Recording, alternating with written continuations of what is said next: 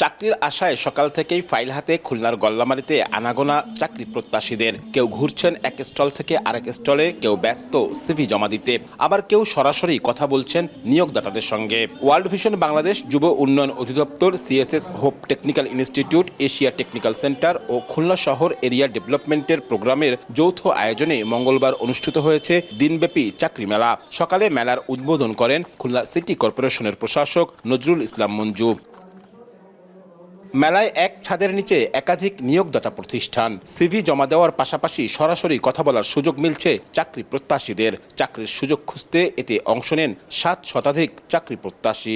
সব প্রতিষ্ঠান একসঙ্গে পাইছে এবং একসঙ্গে সকল জায়গায় সিভি জমা দিতে পারতেছি, দেখতেছি, জানতেছি, জেনে তারপরে সিভিটা জমা দিতে পারতেছি।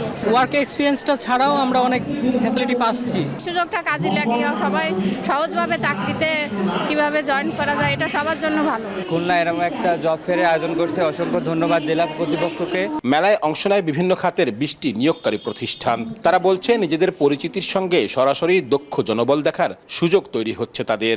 30 জন এমপ্লয়িকে আমরা জব দেব, আজকে অ্যাপয়েন্টমেন্ট লেটার দিয়ে দেব। সারা আলহামদুলিল্লাহ এখন পর্যন্ত ভালো।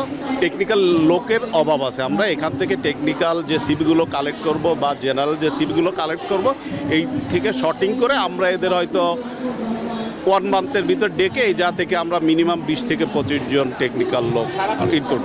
তরুণদের দক্ষতা, যোগ্যতা ও নিয়োগদাতা প্রতিষ্ঠানের চাহিদার মধ্যে সংযোগ তৈরি করাই এমন আয়োজনের মূল লক্ষ্য। আমরা চাই যে আসলে বেকার সমস্যা যেন এটি সমাধান হতে পারে। যুবক যুবতী তারা যেন কর্মের সাথে জড়িয়ে পড়তে পারে, তারা যেন নিজেকে প্রতিষ্ঠিত করতে পারে এবং দেশের জন্য, পরিবারের জন্য তারা যেন কিছু অবদান রাখতে পারে। যাচাই বাছাই শেষে মেলা থেকেই বিভিন্ন প্রতিষ্ঠানে 200 জনের হাতে চাকরির নিয়োগপত্র তুলে দেওয়া হয়।